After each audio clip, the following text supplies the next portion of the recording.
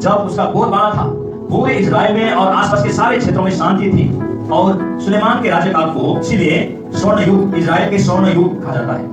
सबसे पहले क्या मांग है इस व्यक्ति का कि मेरे जीवन से व्यर्थ और झूठी बातें, है ना, जो बातें बकवास है, जो बातें हमारे आत्मिक जीवन के लिए लाभदायक नहीं है, और जो बातें झूठी है उससे दूर रख। और दूसरी है, मुझे ना तो निर्धन कर और ना मुझे धनी बना। मुझे बहुत ही निर्धन मतलब समझते हैं ना, दरिद्र, दिन की रोटी मुझे खिलाया कर, मुझे इतना धन भी ना दे, है ना, मुझे इतना धन भी ना दे, मुझे इतना परिपूर्णता भी ना दे कि मैं घमंड से भूलकर कहूं यहोवा कौन है। क्योंकि मैं ये सब क्यों बैकग्राउंड के विषय में क्यों बता रहा हूँ, क्योंकि हम बात कर रहे हैं उस व्यक्ति के विषय में जो राजा सुलेमान है, जो विश्व का सबसे बुद्धिमान व्यक्ति और विश्व का सबसे धनवान व्यक्ति। उसे अपने वजह से नहीं, परंतु परमेश्वर की ओर से वरदान के विषय में उसे मिला। सभी मेरे प्रियजनों को ख्रिस्ट यीशु के पवित्र नाम में जय मसीह तथा नमस्कार। आशा करते हैं आप सब कुशल क्षेम हैं। परमेश्वर आप सभी को बहुत आयत का आशीर्वाद प्रदान करे। पिछले भाग 1 और भाग 2 में आपने देखा राजा सुलेमान तथा उसका वरदान में कि जब परमेश्वर उन्हें कहता है कि मांग तू क्या मांगता है, तो उन्होंने अपने राष्ट्र को चलाने के लिए और प्रजा को सही दिशा में मार्गदर्शन करने के लिए और शांति प्रिय राज्य बनाए रखने के लिए उन्हें परमेश्वर से सद्बुद्धि और ज्ञान मांगा। परमेश्वर ने उसे सद्बुद्धि और ज्ञान तो दिया ही, साथ ही साथ उन्हें वह सब कुछ दिया जो उन्होंने नहीं मांगा। और उस समय इस्राएल में विश्व का सबसे ज्ञानी और सबसे धनी राजा सुलेमान ही कहलाए और परमेश्वर ने उन्हें इतना ऊंचा किया और महिमा दी। बाद में क्या होता है कि अन्य जाति स्त्रियों के साथ में विवाह रचाने लगता है, प्रेम में फंसने लगता है, जिस वजह से उसका बहुत ही बुरी तरह से पतन होता है। और ये अंतिम भाग राजा सुलेमान तथा बुद्धि का वरदान भाग 3 में आप इसको देख पाएंगे। तो आइए हम देखते हैं कि इससे हमें क्या सीख मिलती है। लेकिन एक चौंकाने वाला बात उसके विषय में जब हम अध्ययन करते हैं, जिस प्रकार उसका शुरुआत बहुत ही शानदार हुआ था, मालूम है ना, कि विश्व के कोने कोने से लोग, राजा लोग उनको देखने के लिए आते थे, उनके ज्ञान की बातों को सुनने के लिए आते थे, उनके द्वारा बनाए हुए आलीशान मकानों को देखने के लिए आते थे। लेकिन इस व्यक्ति का, राजा सुलेमान का जो अंत हुआ वो भी भयंकर हुआ। उनका अंत जो है दर्दनाक हुआ, भयंकर रूप से उनका अंत हुआ। तो इतने ज्ञान के बावजूद भी, संसार के सबसे ज्ञानवान व्यक्ति होने के बावजूद भी राजा सुलेमान अपने जीवन में क्यों असफल हुआ, मैं इस बात पर थोड़ा जोर देना चाहता हूं। और यहां से, उनके जीवन से आज आपको मुझको भी कुछ बातें सीखना आवश्यक है। क्यों ऐसा हुआ? सबोपदेशक में हम एक अध्याय का 1 और 2 पद में यदि हम पढ़ेंगे, देखिए क्या बोल रहा है, व्यर्थ ही व्यर्थ, सब कुछ व्यर्थ है। कौन बोल रहा है? सबसे ज्ञानवान व्यक्ति, सबसे धनवान व्यक्ति राजा सुलेमान बोल रहा है।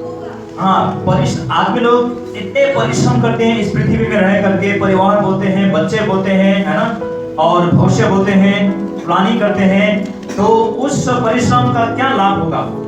तो वो एक झलक है। देखिए, जब सुलेमान राजा का अंत हो रहा था, उनका मृत्यु का क्षण आ रहा था, तो वे ये सारे बातें प्रकट करते हैं कि सब कुछ व्यर्थ है, एवरीथिंग इज वैनिटी।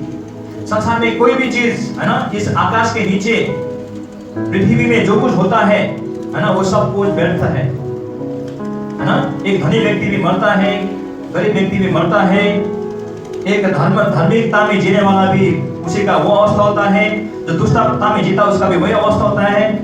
उसने ये सारी बातें जो उनके जीवन के अंतिम चरणों में उन्होंने बातों को महसूस किया। विश्व का सबसे धनवान और सबसे बुद्धिमान व्यक्ति क्यों इस प्रकार से, इतने बड़े व्यक्तित्व का पतन, है ना, उनका डाउनफॉल क्यों इस प्रकार से हुआ? मालूम है, क्योंकि वो उनका व्यक्तिगत इच्छा था, है ना, उनका पर्सनल विल था, उनका अपने जीवन का पर्सनल डिसीजन था। क्योंकि जब हम उनके बारे में अध्ययन करते हैं तो उनका पतन का सबसे मुख्य कारण मैं आपको बताऊंगा। आइए हम जाते हैं पहला राजा में, फिर से पहला राजा 11 अध्याय में हम जाते हैं 1 से 5। तो मैंने अभी तक बताया आपको कि किस प्रकार राजा सुलेमान विश्व का सबसे धनवान, सबसे बुद्धिमान व्यक्ति बना, किस प्रकार उसने नीति वचनों में इतने सारे बुद्धि और ज्ञान की बातें लिखी हैं जो आज हम पढ़ते हैं और जो उसे सुनते हैं, मानते हैं, बुद्धिमान बनते हैं। लेकिन खुद जब उनके बारी आई तो वो क्या कह रहे हैं? सब कुछ व्यर्थ है। परंतु राजा सुलेमान फिरौन की बेटी, फिरौन कौन था? मिस्र देश के जो भी राजा होते थे उनका टाइटल है फिरौन। और मिस्र देश जो है ऐतिहासिक तौर पर इजरायलियों को सताने वाला, इजरायलियों को दासत्व में रखने वाला, उनको उत्पीड़न करने वाला राजा फिरौन और राजा फिरौन के देश इजिप्ट, मिस्र देश। तो उनकी बेटी को उन्होंने क्या किया है? ब्याह दिया है। और बहुत सी विजातीय स्त्रियों से जो अम्मोनी, मोआबी, एदोमी, सिदोनी और हित्ती थी प्रीति करने लगा। वो लव अफेयर में वो क्या हो गया? वो पढ़ने लगा। परमेश्वर ने उसको धन भी दिया, बुद्धि भी दिया, चारों तरफ पीस है, कोई उसके विरुद्ध में लड़ने की क्षमता नहीं रखता, इसलिए शांति है। तो क्या हुआ? खाली दिमाग क्या हो गया? खाली दिमाग क्या होता है? शैतान का घर। तो सुलेमान के साथ ऐसे ही हुआ। अब उसे फिर से ब्याह करने की क्या आवश्यकता थी, है ना? लेकिन वो विजातीय अन्य जाति स्त्रियों से वो क्या करने लगा? प्रेम करने लगा। देखिए, जिनके विषय में यहोवा परमेश्वर ने इस्राएलियों से पहले ही कहा था, तुम उनके मध्य में न जाना और ना ही वे तुम्हारे मध्य में आने पाएंगे। कोई आदान प्रदान नहीं, कोई रिलेशनशिप नहीं रखना, कोई संबंध नहीं जोड़ना, परमेश्वर ने पहले ही कहा था। क्योंकि परमेश्वर ने ऐसा क्यों कहा था? क्योंकि परमेश्वर ने कहा था कि ऐसा करोगे तुम्हारे मन को, तुम्हारे हृदय को, तुम्हारे जीवन को परमेश्वर से दूर कर देगा। और उन्हीं के प्रीति में, मोह माया में, है ना, प्रेम में, प्रेम कहानियों में सुलेमान लिप्त हो गया। देखिए, कम नहीं था, उनके 700 रानियां और 300 रखेलियां यानी कि वो पत्नियां, तो दोनों मिला के कितना हुआ? 1000, है ना? गिनीज बुक से भी पार, है ना? 1000 स्त्रियों से उसने क्या किया? लव अफेयर चलाया। क्योंकि उसके पास धन भी है, दौलत भी है, बुद्धि भी है, सब कुछ है। और उस समय सुलेमान अपने आपा हो गया, अपने बुद्धि का ढक्कन बंद कर दिया। जो बुद्धि परमेश्वर ने दिया था उसको ढक्कन लगा दिया। और इसीलिए वो 1000 पत्नियों से शादी की उसने। और ये 1000 जो पत्नियां हैं जो विभिन्न जातियों से थे, अन्य जातियों से थे, जो देव देवताओं को, मूर्तियों को पूजा करते थे। और इन्हीं लोग राजा सुलेमान का पतन का कारण बना। जब सुलेमान बुढ़ा हो गया और उनकी स्त्रियों ने, 700 रानियों ने और 300 उपरानियों ने उनके मन यहोवा परमेश्वर के वचन से, 10 आज्ञाओं से, व्यवस्था से, है ना, उनके मन को धीरे धीरे दूर कर दिया। अब उसके पिता दाऊद की तरह राजा सुलेमान का मन परमेश्वर में पूरी तरह से लगा न रहा। तो इस प्रकार से राजा सुलेमान ने क्या किया कि जब उसके नाम और शोहरत, बल और ताकत, बुद्धि, ज्ञान सब कुछ चरम सीमा में था, जब उस समय परमेश्वर की आराधना, परमेश्वर की सेवा करना चाहिए था, परमेश्वर के राज्य के काम को बढ़ाना चाहिए था, है ना, उस समय उसने क्या किया? परमेश्वर की ओर से अपने ध्यान को खींचकर और अन्य जातियों के पीछे लगे, उनके लिए, उनके पत्नियों के लिए, उनको खुश करने के लिए उनके लिए मंदिर बनवाया, उनके लिए वेदी बनवाई। और यहाँ तक भी नहीं, इतिहास बताते हैं कि राजा सुलेमान ने हजारों जो यहूदी लोग हैं उनको उनके ससुराल जो मिस्र देश में बिना मूल्य काम करने के लिए उनको वहां भेजा। इतिहास इस बताते हैं। और इस प्रकार परमेश्वर के नजर में राजा सुलेमान ने जो ऐसा काम किया कि उसका पतन का कारण वही हुआ। और अंत में मरने से पहले कहता है कि सब कुछ बेकार है, सब कुछ व्यर्थ है। तो व्यर्थ किसके कारण से हुआ?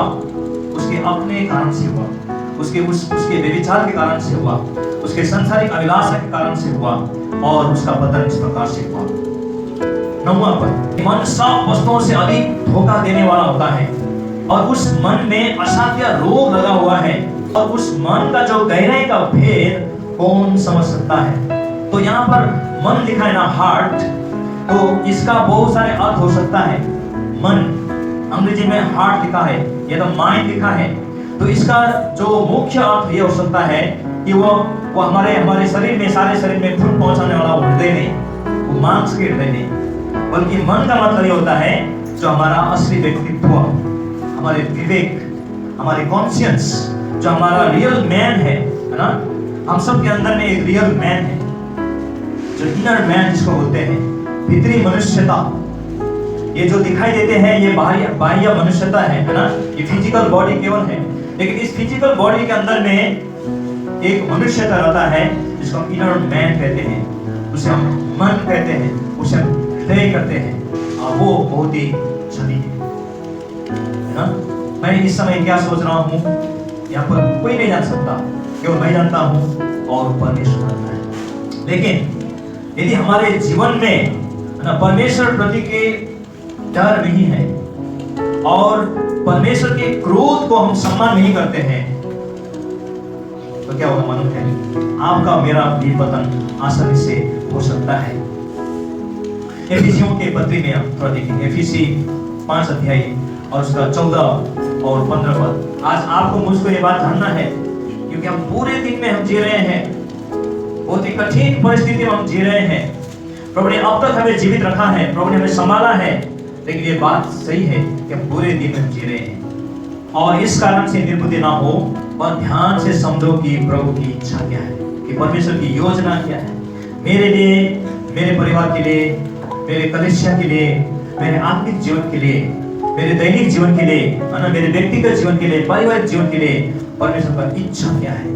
आज हमें परमेश्वर की इच्छा ढूंढने वाला होना चाहिए, अपनी इच्छा पर नहीं। और याकूब के पत्री 1 अध्याय का 5 और 6 पद क्या पढ़ते हैं, यदि तुम में से किसी को बुद्धि की घटी हो तो परमेश्वर से मांगे, तो बिना उल्हाना दिए वो सब उदारता के साथ देता है और उसको भी दी जाएगी।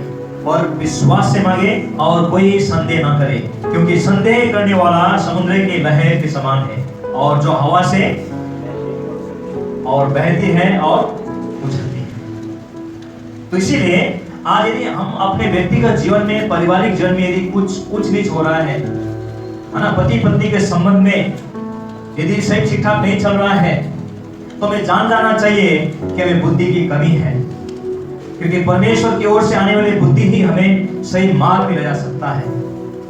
आज यदि हम ईसाई जीवन में, हमारे आत्मिक जीवन में हम प्रसन्न नहीं है, हम असंतुष्ट हैं, तो हमें समझ लेना चाहिए कि हमें बुद्धि की कमी है।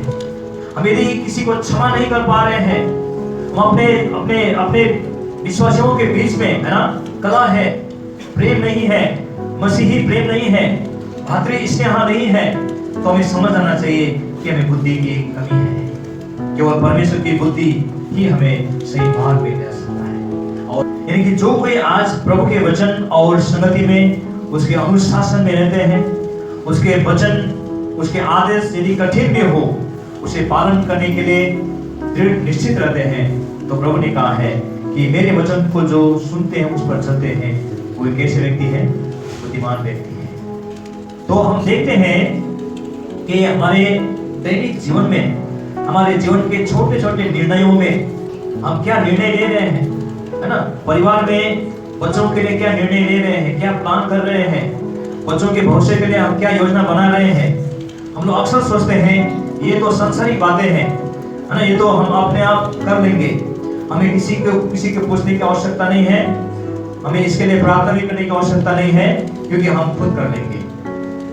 और जब हम हमारी योजना में, हमारे जीवन में, हमारे परिवार में, हमारे कामों में, हमारे छोटे छोटे निर्णयों में यदि हम प्रभु को आमंत्रित नहीं करते हैं, तो हमारा पतन होता है। इसीलिए आज राजा सुलेमान, जिन्होंने अपने जीवन की कीमत उठाकर, है ना, ये ज्ञान की बातें लिखी है, काश हम सोचते कि राजा सुलेमान इतने बुद्धिमान, इतने ज्ञानवान, इतने धनवान होने के बावजूद अगर वो परमेश्वर से नहीं मुकरता तो अच्छा होता।